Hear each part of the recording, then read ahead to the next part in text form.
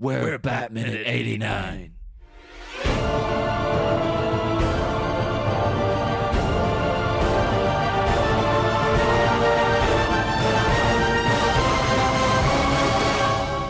Hello, and welcome once again to Bat Minutes 89, the podcast where we analyze, scrutinize, and shake our booties to Tim Burton's 1989 Batman movie, 1 minute at a time. I am one of the hosts, Niall McGowan. I am another one of the hosts, glasses wearer John Parker. Oh, I was going to ask why you said that, and then I just remembered what actually happens in the minute. So Yes, it's a clue. So people will be sitting like, oh no, I'm going to have to pause this now and try to decipher what's about to happen. It's like the Da Vinci Code. Today we're joined all the way from Australia, although we've had guests from Australia before, so it's not quite as special as it was the first time. But from the excellent Four Finger Discount Simpsons podcast, Mitch and Dando. Hello, guys.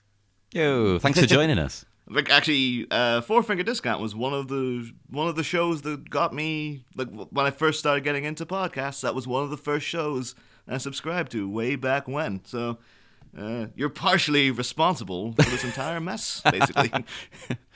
Well, that's a good thing, yeah. I'd like to see that hold up in court. But I'd just like to say that you're not the first English or Irish people that we've spoken to either. So, you know, everyone's got things going on in their lives. But yeah, thanks for joining us, guys. This is great. So, It's honestly our pleasure to be here on Bat Minute, and thank you for having picked a minute with quite a bit of action. Batman throws a punch. People get thrown off buildings. There's a lot of shadows and a little glimpse of Art Deco Gotham. It's like a microcosm of the entire movie in this little 1 minute.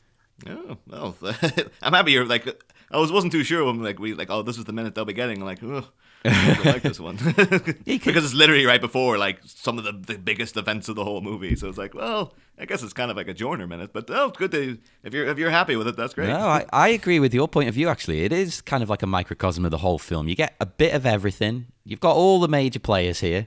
So what more do you want? But yeah, so let's just say we're here to talk about minute 112 of Tim Burton's Batman today. Minute 112 begins with the Joker donning his shades. Well, they're not actually shades at all. I don't know. I just came out with that off the top of my head, and I didn't think it through. That's the way this rolls. And then ends 1 minute later with a helicopter approaching the cathedral. So, might as well just dig in. I will say to pick up where we left off, actually, with the last minute. Because it's one of these things, like, I'm convinced, I have to convince someone else of this. Like, you guys, but the Joker, just before he puts on the glasses, right? And just his whole look here always really reminds me, for some reason, of Robin Williams. And do you guys get that vibe from him at all? Or is it just me being weird? I can't say that I'd picked that. No, I don't either. What about it?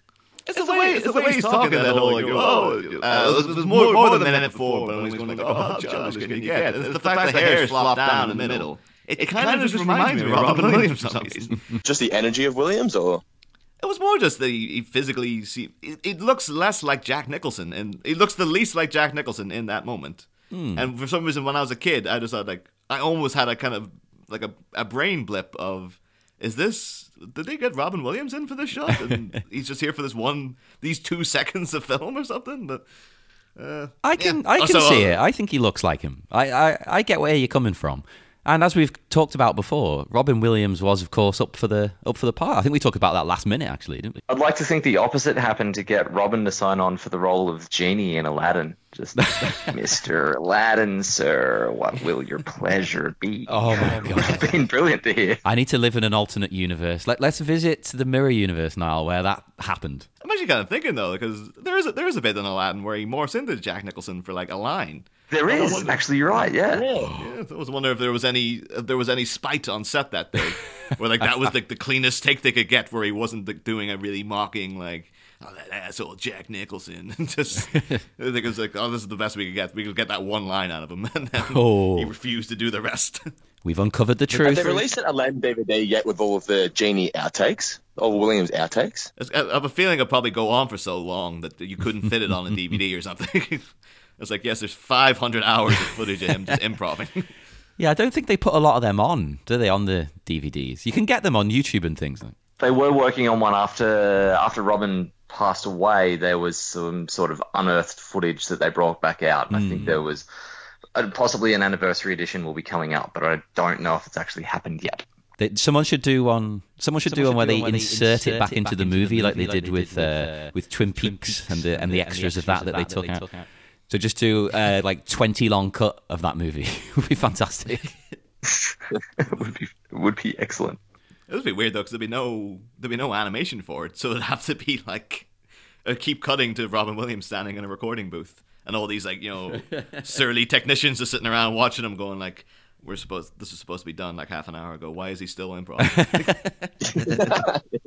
But actually, to get into the actual minute of what we're here to talk about. Oh yeah, Batman. The Joker then instantly takes out he does the old puts on a pair of glasses and says like, oh, you wouldn't hit a guy with glasses now, would you? Which is crazy Joker stuff. Although the whole not hitting a guy with glasses thing, I remember that being very prominent when I was a kid. You don't hear about it as much these days. No, it seems it's almost like the chivalry of that has gone. It's like, no, you could punch whoever you want. Just go around. Yeah, we've got glasses, all the better. I hope you break them. What's going on with the world when you can hit a man with glasses? But I think it's just because ocular kind of enhancements have become a lot cheaper that you don't see as many glasses on. You'd happily hit someone wearing contact lenses. That's no dramas. Well, actually, I looked into the history of this as a thing because I never understood this whole concept really, even as someone who wears glasses. Because my only thought was maybe they just don't want them to break and like it goes in your eye or something. It's like disproportionate violence to what they're trying to do maybe. So I looked into it and yeah, that seemed to be the consensus was, well, in the past they were absurdly expensive. So you didn't want to do that to someone. Even if you wanted to hit them, it's like, well, you don't want to put them through paying for another pair. I mean, it's going to make me sound cheap because like I think my glasses were like 80 quid, and I'm like, oh Christ, I like protect them with my life. Oh, it's like, all right for you, yeah. When you're not ultra blind like me, I have to pay an absurd amount, and then it's like they're like milk bottles, so then you have to get them thinned, and thinning them costs more money. It's ridiculous. Aren't contact lenses much cheaper though? Like my wife, she's blind as a bat, but she just goes contact lenses. I swear they're not that expensive. I would like them, but I can't get them in my eye. I once sat there practicing for about 3 hours, just trying to jab them into my eye. I've a basic like, no, I would never touch them. It's just I can't imagine putting something on my eyeball. I can't even imagine who... Terrible with eyes, because cannot do it. Yeah, I can't even imagine who came up with the concept of them, because who was sitting there going, oh, these glasses are okay, but what if we had glass that was on your eyeball and you didn't like? I was like, who's gonna test that out? Who's gonna be like the willing participant of like, here's a thing we've made, we're gonna jam this into your eye, and then just hope you don't go blind? It's like, it's crazy. I would never do that. It is insane. Can I just? I quickly on this. You were just talking then about disproportionate violence, and that actually made me realise that there are indeed sometimes where it is okay to hit a man with glasses, and specifically Sam Peckinpah, the movie Straw Dogs. I had a flashback that movie poster is a man wearing glasses that have been shattered, presumably from a punch. Yeah, everything's connected, Niall. Find a connection with Straw Dogs. Also, though, the whole hitting people with glasses thing, it always immediately makes me think of the movie Brick, which is like a little detail I love in that is that Joseph Gordon-Levitt's character in it wears glasses, and because it's kind of based on old film noir where like the main character would usually get beaten up with a bunch of goons several times throughout the movie, but every time he sees it coming, so you always see him like take off the glasses and put them in his pocket because he knows he's going to get instantly punched in the face. And there's a great scene where like I think he's trying to break into a guy's car and he's got like a big cinder block and he's just about to smash the window and he sees the guy like properly marching towards him. And he just like puts down the cinder block, leans against the car, like casually takes off his glasses and puts them in his pocket, and just turns around, instantly gets punched in the face. It's just I just always like that detail. It's like that's a really cool little thing. If I were getting into more fights, I would make a point of taking off my glasses and putting them in my pocket, and then be like, "Did anyone get the Brick reference here?" And presumably a guy would still be punching me in the face, so he probably wasn't thinking about that. People who don't wear glasses, what do we do in a fight? Do we just take our jackets off? What do we do? Oh, I've never personally been in a fight, so I can't speak from experience. Well, that's what the wrestler Ric Flair always did when he's about to get into a rumble. Rip the jacket off, throw it to the ground. Elbow drop, yeah. Just start attacking the jacket for 20 minutes. That was the strangest thing he would do. That was the distraction. Yeah, then so soon forget they want to fight him. They want to join in the fun and just beat up this jacket instead. That's the genius of it. That's the genius. If I ever get in a real fight, I'm doing that. I don't think it'll go well. I think you can still get into a real fight with Ric Flair. He's still freaking going. He's like 240 years old, but he's still fighting. So. Yeah, I remember I had a tape when I was a kid of it was like Ric Flair versus Randy Savage, and it was like loser retires. And this was like WrestleMania 7. It's like neither of them retired for a long time. Because it's still awaiting that rematch in the afterlife. Just like, loser goes to hell. But Batman. Where were we? Anyway. I did find a very good quote from Jack Nicholson about the wearing of glasses. And it was specifically about the fact that he always, in public, for a lot of the time, is spotted with sunglasses on. And when he was questioned about it, replied, with my sunglasses on, I'm Jack Nicholson. Without them, I'm fat and 60. At least he's honest. He knows. He's accepting. Yeah. I know I think one of the last couple of weeks we were talking about the demystifying pictures of Jack Nicholson that came out of him when he's on like a boat somewhere and he's got his shirt off and you just see the man boobs. And it's really just like, you don't want to see Jack Nicholson like that, man. Although that's actually a thing. We usually do ask the guests as well. When I was growing up, I was always under the impression that Jack Nicholson was regarded as a bit of a sexy guy. That like all the women loved him. We found out from doing this show, not so much. A lot of women outright repulsed by him. A lot of them like, oh, he's got a charisma, I'll give him that. But no, he's not handsome in any way, shape, or form. Like, have you guys ever regarded him as being like, oh yeah, sex god, Jack Nicholson? Or... Well, I always assumed women more loved like him. sex. I was going to say sex fiend Jack Nicholson. I've always thought that he paid a lot of women to love him. Yes, I agree with that. Yeah, fiend. That's a great word. Didn't Nicholson have the tunnel to the Playboy Mansion? I don't know. A tunnel to the Playboy Mansion. Was that true, Mitch? I swear Nicholson had the tunnel to the Playboy Mansion. Look, the last time I was at the Jack Nicholson estate, I didn't find the tunnel. You were at the Playboy Mansion once. Now all I can picture is that Simpsons where they're fighting in the tunnel, Homer and thingy. The president George Bush. Did George Bush have a tunnel to the Playboy Mansion? Okay, based on my Google history, this is how quickly things are picked up here. I've just searched young, and it's come up with young Jack Nicholson as the first suggestion. It knows you. And no, I can confirm that he was never once attractive, but I do think he kind of had like an animal sort of spirit in One Flew Over the Cuckoo's Nest that might have drawn you towards him. Yeah. But then, Dando, you instantly said, like, I always thought that people thought he was sexy. So you were getting the same info that I was. But apparently we were being misinformed this entire time. You're subscribing to the same newsletter. Hey, Mitch, you've always considered him to be a sexy animal, haven't you, Mitch? You love Cruise as well, right? Well, I don't think that you could put Tom Cruise and Jack Nicholson in the same category. I've always loved Jack as an actor. I don't know that we've ever gone. I tell you what, I have found one like super cropped photo of his face on the right angle where you'd go, that's not too bad. I think it's the forehead that does him in. If you can hide the forehead and have him not showing much teeth, then you might find a way that you could accept him. It's like you're robbing him of his essence, though. That's what Jack Nicholson is, the smile and the forehead. And you're just like, if you take away everything that makes him Jack Nicholson, get rid of his eyebrows, too, while you're at it. And then, yeah, he's almost acceptable. If you could just replace his face with Brad Pitt's face, he'd be quite an attractive man. Okay. I'm on board. I mean, if you could...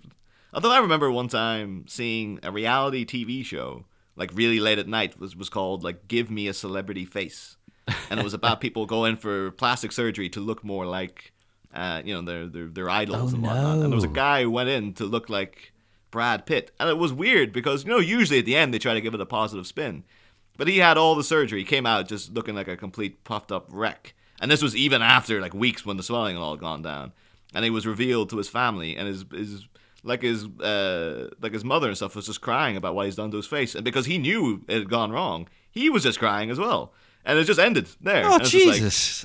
It's just really like, it's just some like reality TV morality tale of like, just accept what face you have or something.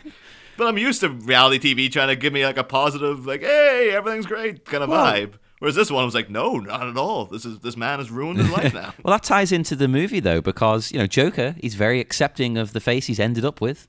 He just goes, he carries on, he just moves on quickly. My God, the movie, I'd forgotten about it. Actually, yeah, we're not at one of the main points of like, yeah, the glasses ploy doesn't work, and of course gets socked straight to the face and goes over the edge of the cathedral. And that's the end of the Joker. That's the end of the movie. And thanks for coming. Remember to tip your waitress. And see you next season, guys. Bye. How do you guys go with watching old school Batman throwing a punch after you've been exposed to the more athletic Christian Bale style fight scenes where you feel like Batman is actually a bit of a weapon in those movies, as opposed to the old, you stand real still now because my neck and shoulders don't move much and I got to take a bit lining this one up. Shockingly, it hasn't been too much of a problem in this movie, because going through it minute by minute, you realize he doesn't fight that much in this movie. No, only a few times. No, he really doesn't. And he's a lot of deflection. He's usually just blocking things, and then it's always like you end up like having to take out or just like you just have to take out a guy with like a single kick, or like those in the Access Chemical plant, a guy just walks into his fist. Yeah, literally. So they've kind of like, they've set up everything, so it's kind of like, he doesn't need to be that limber and like an actual fighter, because we've just constructed the film around him in that regard. I think that's the trick. They've constructed it around that. They've shot for that, and they've worked knowing the limitations of the suit and what they can do with it. So they kind of mask it. Yeah, and like the one major fight he is in, we just covered with the bell tower goon. He like is just getting the crap knocked out of him like Batman. So he's not even really having to throw many punches. Like it seems like he just gets out of that through like trickery and a slender pair of dancer's legs, and then you don't have to worry about that. Although there is a major within the Chris Nolan movie. Every time I think of Batman fighting now, is that it was very soon after it came out. Someone spotted in like one of the final fights, you can see him throwing punches that aren't landing. Like he's literally about 50 meters away from the people's faces and stuff. And it's just always kind of think now about like, I guess that fighting was pretty hokey as well. If you're seeing that, even Chris Nolan wasn't picking up on like, the actual choreographed fight in this isn't that great, because we're just sort of like, just whatever. Well, that's fine. Let's just move on. I want to get back to Tom Hardy's funny voice. I'm sure there would have been a conversation there of like, there's 250 extras, they're all throwing punches, no one's going to take any, like, no one will be paying attention. Yeah. Although that's not even like, we've come across a bit of that in this movie of like, I guess back then they were like, who's going to go through the movie 1 minute at a time to find these things? And then we did. But that was in like 2012, and it was literally like a couple of weeks after the movie came out. There was a GIF going around of people going, have you seen this? Like Batman throwing a punch at this guy, and the guy's like 5 miles away from him and stuff. Well, something I like, because the guy's reacting, he's falling down. So it's like, this is clearly like, I punch you and then you fall down. But it's just like, there happened to be a massive valley of space between them. Something I like about this punch is that, in a modern Batman movie, there would be a shot of him kind of maybe struggling with his conscience a little bit, like, should I hit him? Because, he's going to send him over the edge of the cathedral here. But this Batman doesn't even hesitate for 1 second. He doesn't even think about it. He's like, whoa, bam, right in the face. Screw you. The fact that you guys started the podcast about this movie, does that mean that this is your favorite particular Batman film, or? No, actually, no. I know John really prefers Batman Returns. Returns is my favorite. I love this movie. Don't get me wrong, but I'm really excited to get to Returns. Yeah, and I kind of like my preferences sort of change every other week, pretty much. I always put like the animated movie, like Mask of the Phantasm, as being the best. But then that's one of those like, well, technically it's an animated movie. I'm talking about the live action stuff. But because I'd have like, well, Batman Begins would be the best Batman movie because it's about him, whereas the other ones are a bit more sidelined with, this one's in many ways you could argue is like the Joker movie more than anything really. But I think because we were way back when the project was in its infancy. Whereas considerations of doing, like, oh, maybe we could do the Nolan trilogy. And then it became apparent of, like, if you're going through that a minute at a time, the first, like, hour, there is no Batman. And it's a lot of, like, pondering stuff in the mountains. And a lot of blue flowers. Yeah, and it's very somber and stuff. And this one, it's like, within the first 5 minutes, there's Batman, there's Prince. You get a crazy Jack Nicholson performance. Everything's really bright and colorful. It's so much fun. Well, and it's like, we grew up this with one it. will be way more fun to talk about, to be fair. Yeah, it's like about our childhood as well, because we both grew up with these films. It'll be very interesting to get to the last two, shall we say, because we're doing all four of the original movies. Yeah. Well, what about you guys, though? I don't know about between us, but I certainly find it hard to go past The Dark Knight. Yeah, I'm the same. But with the older ones on Returns as well, I agree. Returns is much better. Yes. Yeah, that's fair enough, totally. No, I can understand The Dark Knight being people's favorite like movie. It's like a real film, isn't it? It's like well made, well constructed, well plotted.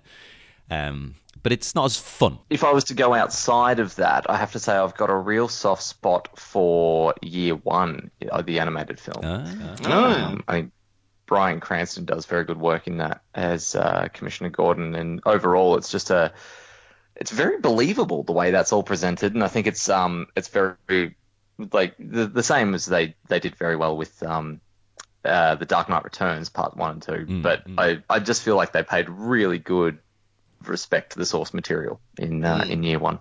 Yeah, okay, I'm always still upset though. You know, the current run of movies as well. Because they got in J.K. Simmons for Commissioner Gordon, and it's kind of like Bryan Cranston's right there, you know. And apparently, I think he was offered the part and he turned it down. So it's like, oh, I guess maybe he's all the writing on the wall. But yeah, okay, we got Simmons. Although Simmons to me is still, you know, J. Jonah Jameson. So it's like, oh, it's hard picturing him, even though he's great in many other movies, and you know he's great in Oz and stuff. You see him in a comic book thing, you're like, what's J. Jonah? Why is J. Jonah here? Instead of pretending he's Commissioner Gordon. Do you think the Schumacher films deserve the hate that they get? I mean, there's no doubt though that like Batman Robin is ostensibly a bad film, but it's one of those movies that's incredibly fun to watch because it is so bad. So it's kind of like I can't hate the guy for that. Plus, Joel Schumacher himself is a very humble, like very, very nice man who has flat out said, like, I know it's terrible. I'm very, very sorry that happened and all this. So I can't stay mad at him, you know? Yeah, I don't think it deserves as much hate. Like, people are really, like, aggressive about it almost, aren't they? It's like, oh, come on. Actually sit and watch it. You have a good time, you know, have a couple of beers. It's fun. It flies by. You have a laugh. Well, it's you jump on like eBay, you buy some fans toys. with Last Jedi. With Last Jedi, a lot of Star Wars fans are so angry. I was angry when I first watched it. I've calmed down now, but Mitch absolutely loves Last Jedi. Yeah, I loved it as well. Yeah, I'm with you. I feel like I'm in some sort of weird internet minority where I was just like, it's okay. Like I didn't feel strongly either way. I was just and that guy really loves Star Wars, so it's like I feel I should be more incensed by what's happened. I feel strongly about it being compared to Batman and Robin. Oh yeah. How did we get there? Jesus. Yes, Joker. He's not dead. Yeah, and we have this business here where it's just like, you know, talking about suspension of disbelief. Because this is just like, they look over the ledge, and he's not only is he not died, he somehow has this, he's able to pull the two of them at the same time over the edge, and yet he himself doesn't fall. And I don't have any idea how the physics of this is supposed to work because I mean, none of it makes sense. None of it.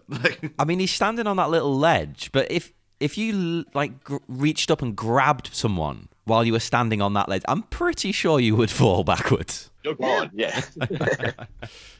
I think I think there's a deleted scene with an extended yoga and calisthenics routine, and the Joker actually has phenomenal core strength. Well, we did see him earlier doing when he was dancing around in the museum.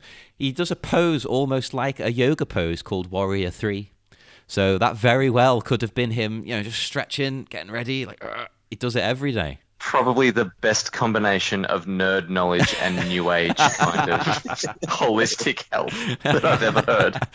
I'm going to do a specialist podcast on that on the side. It was the pause. You just Warrior 3, I'll have you know. Yes, I did. I've done yoga. This is like every time I see John, he keeps coming in just like flexing his muscles and stuff, and like constantly having to like wipe his forehead with the bottom of his shirt to show me his abs and stuff. I'm just like, dude, I get it. Christ. Let me sit and eat my donut with you. Come on. I can't. It's all those sleeveless shirts I'm wearing as well. You know, just. But yeah. So I was wondering, like, we could dwell on this for quite a while, trying to work out exactly how the hell he hauled him off. But it's going to have to be one of those. Well, it's within the same movie as a guy fell into a bunch of chemicals and came out a crazy clown guy. So it's like, yeah, it's going to have to be. All right, I'll buy that. As a diehard wrestling fan, I can appreciate it. Yes, definitely. And I'm glad that it happened so quickly, because I think these days they would draw this out for ages, making you think he's dead. It would go on and on. Batman would have a chat to Vicki. But this is just like, no, we'll get it over with in like 2 seconds flat. There you go. Boom. He's back. He's alive. I do like, though, the aftermath shot, because it does have a bit of atmosphere then of like, you kind of, there's a second of silence. And you get the sort of the empty cathedral, and then you hear the laugh again, and it's kind of like, oh, right, we're back into the movie. It kind of gives you a little moment to be like, oh, to register what happened, and then straight back into the events of what's going on. And yeah, it's atmospheric. I really like that. So, and I also, this is completely different to that. Something I like. He's hanging onto that ledge, and what's he doing with his foot initially? Like, I know what he's going to do in a minute, but at this point, he's doing like, is he kicking, or is he doing a weird little dance? He's kind of like jiggling his foot around like, woo. I think he's sort of teasing them, saying, you know what's about to happen, don't you? Yeah. Because then in a minute, he does obviously start kicking at the ledge. It's like the Rock before he's about to drop the people's elbow. Yes. I think we mentioned it might have been, it was last week or the week before. I think we brought up the people's elbow as well. I was like, baby, it's in the air. The people's elbow is about to make a comeback in some way. That's coming back, folks. It's like just in the middle, like Jumanji 2 is just like The Rock just elbowing an entire jungle full of people for just no apparent reason. Well, they do make him do his moves in his movies. Like I'm sure in one of the Fast and Furious, he basically does the rock bottom. I'm positive I saw him do it. Yeah. I'm sure. I think he gives the eyebrow after he does it as well. Well, I do know because I did watch that Jumanji, and it's literally like as soon as you're introduced to The Rock, he is doing the eyebrow. It's like he's standing there with the eyebrow arched, like really performing like, that's right, it's me, it's The Rock. And it's like, all right, fair enough. Like I won't begrudge it to you because I'm here to see The Rock. He's 100% the reason I'm watching this movie. So. And they make the joke. That he's speaking in third person as well. Oh yes, I need to see this movie right now. What am I doing a podcast? I need to get to the cinema. I mean, my partner works in a school, and the kids now apparently they know him as Dwayne Johnson. They don't really know him as The Rock, and that upset me on many levels. It does. I thought it should have been a formal thing in his contract that he always has to be referred to as Dwayne The Rock Johnson.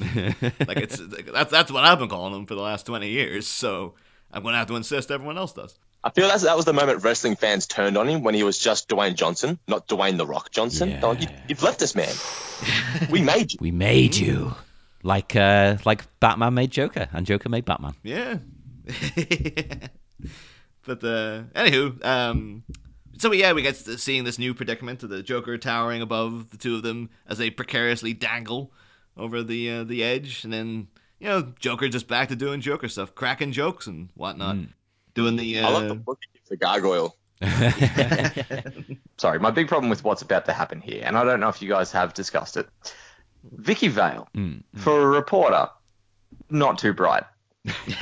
Like, no. I mean, firstly, the fact that she even showed up at the museum all those minutes ago is a bit of an issue. But you've just had a man try to throw you to your doom and then go on, oh, I suppose he's going to help me up now. I'll go reach for that suspicious-looking rubber hand. It is crazy. I don't understand. I mean, my only thought, if I'm really reaching to try and think of something, is, like, I mean, he's shown that he's kind of infatuated with her. So maybe there's a small chance if she sort of plays up to him again and comes on to him again like she was just a few minutes ago, maybe he'll spare her, is what she's thinking, and she can kind of try and save Bruce if she distracts him. I don't know. But, yeah, I wouldn't trust him at this point. He's just tried to kill you. Yeah. Do you think that's what was going through Simba's mind when he reached up for Scar's paw towards the end of The Lion King? Maybe if I just wave my tail the right way, it's exactly what was happening. It would have been great though if there was a deleted scene of that where like he actually does take Scar's paw, and it turns out it was a fake paw, and then Scar's just like cackling away. Although this is, of course, people, Mecha Joker truthers out there will take note of of this scene in particular. You guys wouldn't have heard that yet, but when I was a kid, when you're a kid, you're stupid when you're a kid, basically. When I first saw this movie, I was kind of under the impression that the Joker was supposed to be at least part robot, because of random little things like when he gets punched and he spits out the rattling teeth. I was kind of like, what? And then this stuff earlier in the movie, like several scenes of like the way he walks, and he has the electric buzzer. He's doing a weird kind of jaunty robot walk and stuff. And so for ages, I always kind of assumed, he must be partially robot. And this was one of the major contributors to it, because I was like, where did he get this rubber hand from? Unless it was already attached to him. Yeah. So he must have. This must be like a spare hand he had. Mecha Joker's back as a robot. Yeah, Mecha Joker is back. So. Carrying around this glove, this like fake hand for? Like, what else is he going to use it for besides moments like this? Yeah, I was thinking that. Well, what's the purpose of it? Like, what's the purpose of most of the things he's got? To be honest, they're all for very specific gags. They're not even multi-purpose. Like he was going around with that insanely long barreled gun, and then he has the spare the chattering teeth. He was there just to make that joke, and then of course the glasses were just also like, well, I'll get into a fight. I'll haul out my pair of glasses, and they'll be like, "Hey, you wouldn't hit a man like that." Like, I think everything's just like, I'll pre-prepare a load of jokes, just in case the situation should arise. Much like the Heath Ledger Joker, where his level of planning, even though he said he didn't have a plan, his level of planning was as such of like, well, if I was to get captured, I would have a goon who has a bomb in his stomach, and then I would get my phone call, and I could blow up the police station, and then I could get out. He planned in that direction. This Joker was like, if I'm ever in a situation where I have to lend someone a hand who's dangling off the top of a church, I'll bring a fake hand. And then that'll be really funny for like 2 seconds, to me personally. Well, a good clown is always prepared. I think the Joker is that sort of kid that had every single magic trick kit ever, but they're all those like little novelty gags that are the same thing. You've got to kind of come out with the suitcase, perform it once, and then put it away and make sure it's hidden so the audience doesn't figure out how it happened. That is him to a T. Of course, then we do get Vicki attempts to take his hand, and of course it detaches. She falls. Batman grabs her and she swings around. And he puts her back on, and he seems to give her like a little pat in the face, like, you're okay, like a real like a climbing instructor. If you're doing it, she'd be just like giving her a little like, no, you're okay, it's fine. Don't worry about it. Well, and this is a woman that he essentially called fat earlier on, and he's holding her with one arm, which was interesting to me. He was insulting her for lying about her weight, and now he's like, don't worry, because he doesn't look fazed by grabbing a falling grown woman with one arm either. Just like, so what? Just swings her around. Yeah. Do this every day. It's fine. I love as well how Joker, he's really tickled by all this, and he's laughing. He gets a bit caught up in it and almost slips. Because I just thought, imagine if that was the end of the movie. He just falls to his death. Like, they don't beat him. He just accidentally dies. That'd be a fantastic way to wrap it up. I don't know if I ever took that as him almost slipping. I thought he was kind of joking about with him, like he's kind of going like, "Oh, I'm almost going. Nope." I don't know. I that would work, but the look on his face, I'm not sure. I think maybe he kind of does almost slip, but he finds that funny. Like to him, that is amusing. Like, oh, imagine if I died. Ha ha! Wouldn't that be great? I'll just briefly mention as well that I did some research into. We've covered some of the Batman stunt doubles, but there would have had to been, to do that bit with Vicki swinging around, there would have had to be a Kim Basinger body double, and I found her. Oh, and she's on the show. Yep, here she is. No, but it's a woman called Tracy Edon, and good stuff on IMDb. Most notably, at the very beginning of her career, she was Carrie Fisher's body double on Return of the Jedi. And if you just type into Google Tracy Edon, there's pictures coming up of her and Carrie Fisher in the gold bikinis shooting, just hanging back in the set of Return of the Jedi. So it's like, that's a nice memory Have for you the dude. seen that photo? Yeah. Yeah, that's that woman who did that little swing around for Vicky there. And she's not fat. No. The thing is, Vicky isn't either, but for some reason. I had a question. Did you guys notice that Batman's arms switch to which he's holding on with his right arm, I believe, to the gargoyle thing, and then when he's swinging it, he's hanging on with his left? I didn't know. I was trying to work out how. Are we meant to believe he has swapped arms? Because that makes no sense. Because he switches at one point, but why is he not holding on with both? I don't really... Exactly. The whole thing doesn't make much sense. And it doesn't make sense what Joker says, because he goes, they don't make them like they used to. What's he talking about? Churches? Jokes? Fake hands? Batmen? I guess because he's kicking where their hands are, and the brick's kind of coming loose, so I guess it's the church he's talking about. But it sounds like, well, they don't make them like they used to. How old's this church? Like a couple 100 years old? Is that the joke? Yeah. It's like, well, they used to make them like this because it's as old as all hell. What the hell? I love him kicking the stones, though, because to me that's actually quite scary. It's genuinely quite terrifying, him coming towards him, kicking. That's good, but I like the tension there. Yeah. And also, should note, in the shot of them dangling, it seems to be, it's a kind of a visual reference to the end of North by Northwest, with the two leads in that, Cary Grant and who was it actually? It was Kim Novak and North by Northwest. I can't remember who the Eva Marie Saint. No, not Kim Novak at all. But is as big. That is like Eva Marie Saint. Not to be too sidetracked, but if ever there was a name for a porn star that didn't belong to a porn star, that is one of them. But the two of them dangling off, Mount Rushmore at the end is very visually similar to this. And of course, we know that Tim Burton has an affinity for Hitchcock because there's been a lot of Vertigo references throughout this movie. So there's another, it's another kind of tip of his. I was gonna say tip of his cap, but Tim Burton wouldn't wear a cap. He'd wear like a gothic beret or something. So like a tug of his gothic beret. Who do you think Burton would cast as Batman if he was to make one nowadays? Ooh, now.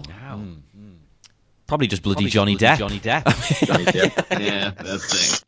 Yeah, I suppose Johnny Depp would be the obvious one to go for, but then who else has he worked with? He hasn't. Well, Batman. He's not. I don't think even Johnny Depp could build up to the point of being. I don't know. I just can't believe him as Batman. No, definitely. You know what? I reckon Sacha Baron Cohen. You think he could do it? No, I don't, but I think that's who Tim Burton would go towards. He would play him in it anyway. I suppose I can't actually think of anyone he's worked with consistently lately that isn't Johnny. So it's tough to come up with anybody. Be like Eva Green. Yeah, Eva Green's Batman. Oh, a gender swap one. Okay, I like that. Although Eva Green would be a great Poison Ivy. Yeah. So I'm kind of hoping they've done. I think the way they're leaning with this current crop of DC movies, I don't know if Eva Green would be in there. I think she may be a bit too weird and artsy looking where they're going for more, blatant, Margot Robbie-esque sex pops. I think she would be really good at it, though. That was a really good choice. But they'll probably end up getting I don't know. I was going to say Lindsay Lohan, but not a chance in hell would Lindsay Lohan get any kind of part in a Batman movie these days. But one of those ones, one of the really sexy people that everyone loves. You know them. Yeah. The only other sort of note I've got here for this is the original draft slightly different still, because all this is like subtle differences, because it's got them battling over Joker's bomb. He's got a bomb he's going to blow the place up with, and I really like this one tiny part in the draft because it says. He has the razor almost up to Bruce's throat when Bruce reaches out and grabs his lapels in a death grip. The Joker is momentarily amused by this seeming display of affection. He goes, "Why, Bruce?" I was like, I thought I was flirting with him. That's a good distraction, I suppose. He's not expecting that. Like, oh, what? The only other thing that I had written down was just before Joker starts kicking the bricks, he has that little moment where I think it might be the bit where he almost slips and he kind of puts his hands back up against the wall and he has this little, "Oh, you got me" kind of face.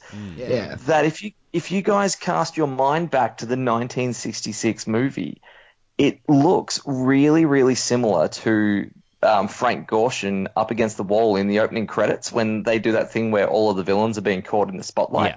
Yeah. I can see it. Well, maybe. I'll throw that out there for people to just have a little look and make up their own minds. But I think that it felt to me like that was just a little tip to the Cesar Romero joke. Sorry, not Frank Gorshin, Cesar Romero. My apologies. I think you're right, actually. I'd not considered that once, but now you've mentioned it, of course.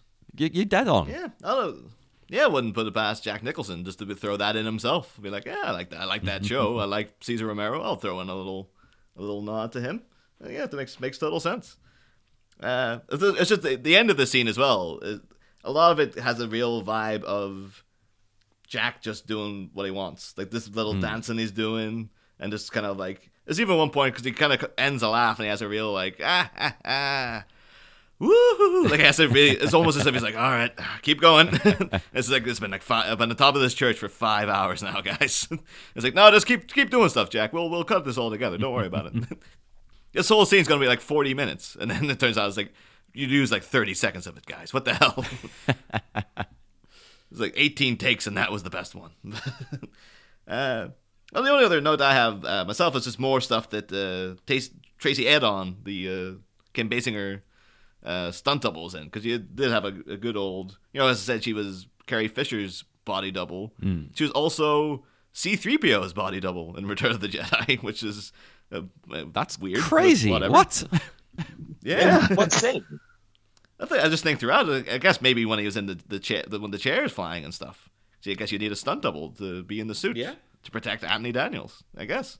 Although you think within that suit he'd be quite well protected. But yeah, she also was in American Werewolf in London, Superman 3, Death Wish 3. She's in High Spirits with Steve Guttenberg, which I know we've brought up before because we had a little knock of Steve Guttenberg for whatever reason. You are really working your way down the list here. She's also in The Man Who Knew Too Little, arguably the worst Bill Murray movie. I like it. And it's actually the favorite movie of former guest Gary Gavigan. He really, really defends The Man Who Knew Too Little. I won't go that far, okay.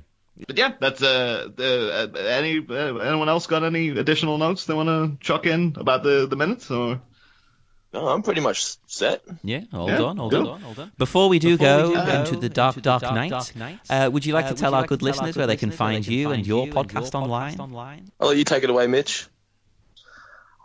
Okay, thank you. Well, you can find us. I almost forgot the name of our podcast then. Our podcast is Four Finger Discount. We're on Twitter at FourFingerPod. The Facebook page is Four Finger Discount. The website, fourfingerdiscount.com.au. Podcasts available on, anywhere that you're going to be listening to your podcasts. We also have a book in stores currently in both Australia, the UK, and New Zealand, and we are hoping for an American release within a month or two.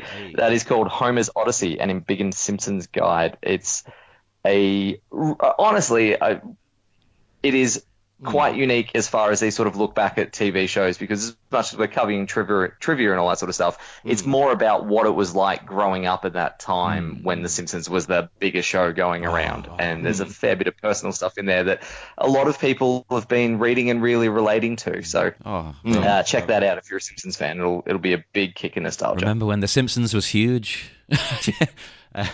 Actually, we did kind of brush over there. What we usually would ask the guests at the end as well, like, do you have a memory of, in your childhood of when you saw this movie for the first time? Do you have any particular fond sort of, I remember it was in the summer of '92 or anything like that? Or I remember we have a theme park called Warner Brothers Movie World, and we had a Batman virtual, like the rides where you get in the ride and it's like a virtual ride. Yeah, and I just remember being it's a big screen. Yeah, and the car moves to what you're seeing on the screen. I just remember I had not seen the film before then. I just remember that ride making me incredibly sick, and from then on for years I've hated the film because of it. Screw this movie. It's all coming flooding back to you now. Sorry, we've brought back some bad memories.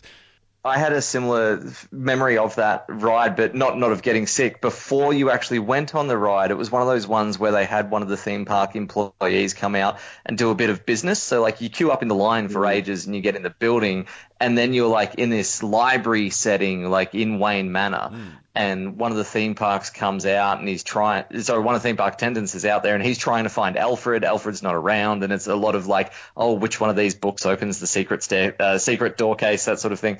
And I was a young kid. I was 7 or something along those lines when I first went there, and it all felt so goddamn real. I was like, Alfred is here somewhere. Like, he must be around. I wouldn't be surprised though, because like Michael Goff, like the guy playing Alfred in these movies, like he's stuck with it. He's stuck with this franchise up until like the end. So I wouldn't be surprised if he was like, yeah, I'll come out and do something in an Australian theme park. No problem at all. Screw it, yeah, he'd do anything. He's like the C-3PO of this franchise, isn't he? The Anthony Daniels. Yeah, pretty much. Although it was ironic because Anthony Daniels is apparently in talks to play Alfred in this movie at one point. Yeah, everything's connected. Yeah. You know, those guys also Michael Goff also worked with Val Kilmer on Top Secret. Oh, yeah. Oh, yeah. Second Batman. Yeah, nice Top one. Secret minute Good coming pull. soon. I genuinely wouldn't be surprised if there was a Top Secret minute coming, because there's been like a minute of everything. Like, serious. It's still the pinnacle for me is That Thing You Do minute. It's why did anyone make that? Not that I'm knocking the show, but it's just like, what a weird movie to cover. If there is a Top Secret minute, it would be brilliant if they covered the minute inside the Swedish bookstore and played the entire podcast in reverse. I'm a genius. There's a gift. If anyone's out there that's working on it, you can take that idea and run with it. Just credit us all, you know. So probably maybe we should describe you guys' podcast for people who mightn't know that you guys are going through every episode of The Simpsons, like, you know, one episode at a time, and you're really entrenched in like the golden years at the minute. But you know, eventually you're going to hit the dark times, which is like an ongoing 20-year stretch of The Simpsons where it's like, this isn't as good as it used to be. But you could well jump ship and then go and make Top Secret minute and be like, this is it. It was always leading up to this. I'm lobbying strongly that we change our intro when we get to that period to just have, this is my second Lion King reference, but what about that shadowy place? That is forbidden territory. You must never go there. Yes, do it. Yeah. But do check out Four Finger Discount because it's great, it's wonderful, it's amazing. And considering that we're a show that references The Simpsons every 5 minutes, we haven't talked about The Simpsons much, which was interesting. So, yeah, I was genuinely shocked. I thought, like, this is going to be Simpsons references every 5 seconds. Probably for the best, because we'd go off on too many tangents then, I think. Yeah, for sure. And do check us out. We are all over the internet. We're on Facebook at the Batminute89 Listeners Society. And send us a tweet over at Batminute89 there as well. And we're on Instagram and a bunch of other places, so just give us a look. And join us again on Wednesday, because we will be back with more. We will have minute 113 of Tim Burton's Batman. See you then. Next time, caught between a rock and a hard place. While our PCS precinct protector and his gal pal are rendered pendulous, will the silly sovereign of supervillainy slip away to crime again another day? Or will an unlikely lasso have the last laugh? Find out Wednesday. Same Bat Pod, different Bat Minute.